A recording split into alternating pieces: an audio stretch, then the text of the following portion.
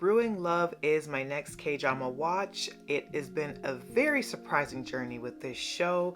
The day that I am filming and recording this podcast episode is actually November 29th, 2024, and it happens to be International K-Drama Day. This K-drama has probably one of my favorite actresses in it, Kim Se-jeong, and she is just so wonderfully charming.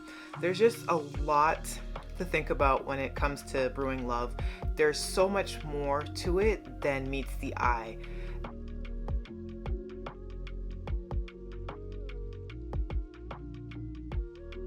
Hi, I'm Monique. I am the host of Off by Purple Heart podcast, where I talk to you about K-dramas and C-dramas, BTS, and so much more. So for today, this episode, Brewing Love, is going to be my main focus. It happens to be International K-Drama Day, so joy and good tidings to all those that celebrate, who are massive K-drama lovers like myself. And Brewing Love has a very, very sweet, simple premise. Our two main characters. First, we have Kim Se-jeong, who plays Sejeong, and can I just say, I love this actress. I think she's super duper charming. She's been in a lot of stuff. I think more recently, Uncanny Counter. I think that's the show. I haven't had a chance to watch it yet, but I love her and adore her from Business Proposal. And this is a very popular office rom-com, and there are those that say that it's very cheesy, but I have always loved Business Proposal. It is my comfort watch. It is my main watch. I adore that show. I can watch it so many times. All the couples in the show had phenomenal chemistry. The lead couple had chemistry. The second lead couple had incredible chemistry. And I've always loved Kim Se-jeong. I think she just is really talented. So I was fully locked and loaded. Jong-won is not someone that I am very familiar with, but in this show, he is also really, really good. So for Kim Se-jeong and her character, Sejeong, she is a retired special force soldier that was once in the military, and since she's been discharged from the military, she has been working at her own brewery slash alcohol liquor company, and she is very cheerful. And despite her having incredible strength and nerves of steel, she just has a really great sunny disposition. She gets along with all of her coworkers, and she's just a phenomenal salesperson. But unfortunately, she's brought in by her lead hand from the branch and is told that her specific branch of the liquor company that she's involved in Busan, is going to be threatened to close. So the profits aren't coming in the way that the overhead would like to see, those in charge. And if she isn't able to secure bringing in new talent and be able to get those beer sales up, that branch is going to be closed, and there goes her dreams and all her fellow coworkers, who also happen to be her friends as well. And many of them also have come from the same military camp base that she did. So that is the main conflict. So she has to bring in someone that is going to be bringing in some fresh new ideas, who can potentially bring about a new beer product that can drive up profits and save her branch. So she is tasked with the specific mission of bringing in this brewmaster who has the name of Yun Min-ju. He has his little independent brewery, and his beer is just sending waves throughout the entirety of Korea. It's very popular, and he's very recluse, very mysterious, and doesn't really seem to be that keen on selling his product to any other distributors. He just kind of want to keep things in-house. So her job is to bring him on board to her company and save her branch. And it becomes a battle of wills, because the two of them are extreme opposites. So where the female lead is very joyful and boisterous and a strong military type, the male lead is definitely a lot more reserved. He is very sensitive. He even refers to himself, Yun Min-ju, as an empath, which in most contexts is going to be a little bit cringy, but in this context it really works. One of the things I really love about this show off the bat is that it does a great job in swapping gender roles. So having the female lead be the strong soldier and very capable and able to problem solve and is the leader and is going to essentially be the hero of the story, whereas the male lead is in the more sensitive, the more emotional role where he at times does need some level of protection.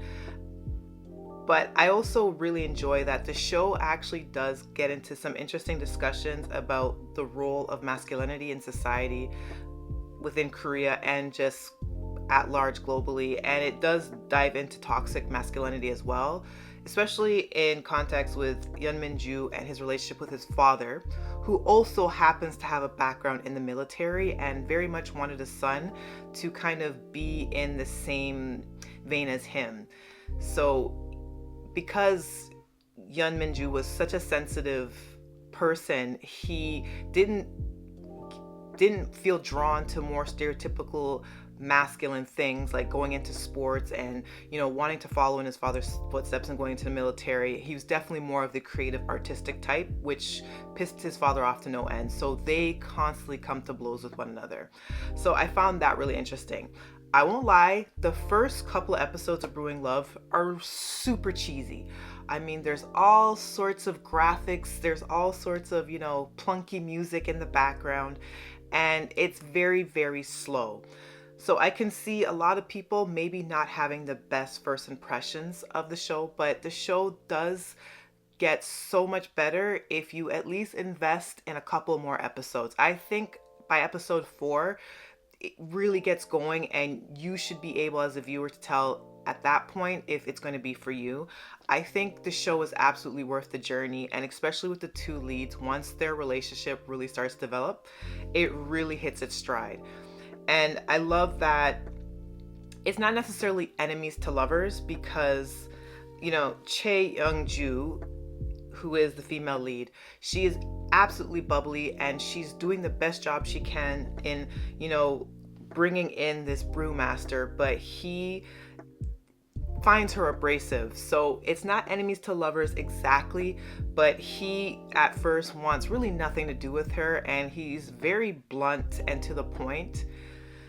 But there's little moments here and there where he's able to see beyond the surface of Sejeong and actually get to see her emotions on the inside. Because as I said, he's a very sensitive person. It's almost like he has a supernatural ability to sense exactly how a person's feeling. And he's got a good way of reading people. So he clearly can read through bullshit very quickly.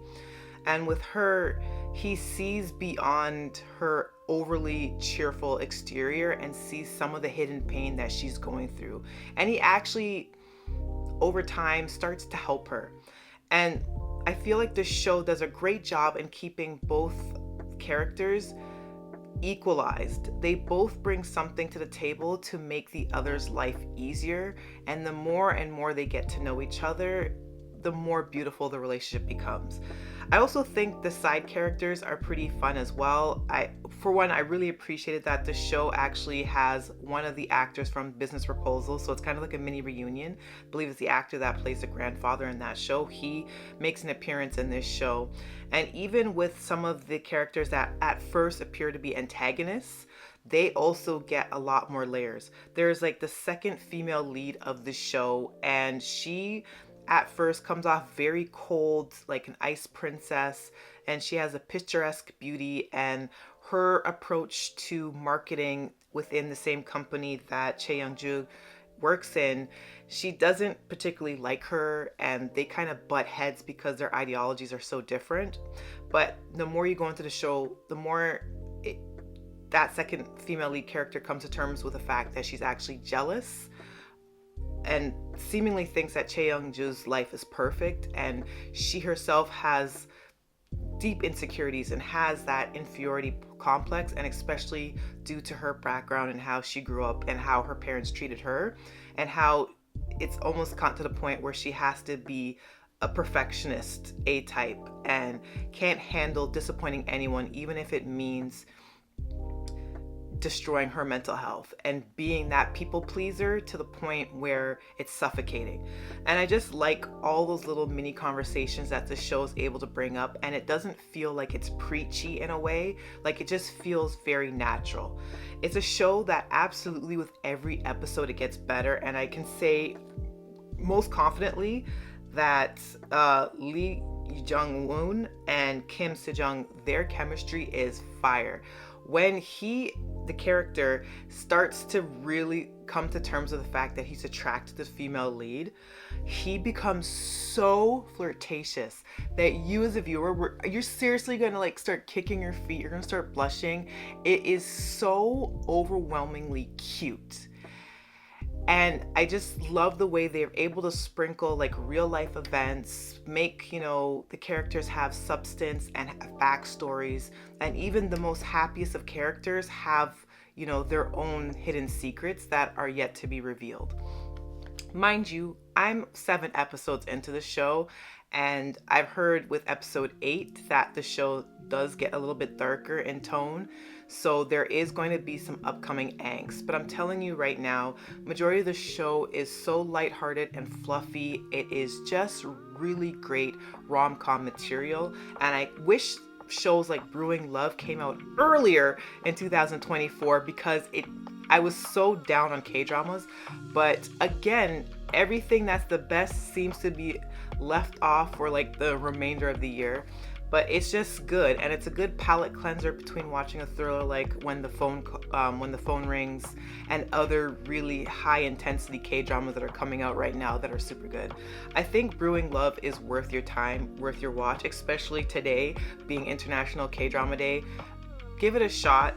I definitely think if you love Kim Se-jeong and you love her more charming, bubbly type roles, if you liked Business Proposal a lot, I think this type of show is just a really good comfort drama to get into for the winter. I really, really enjoyed it. I have a lot of hope for it.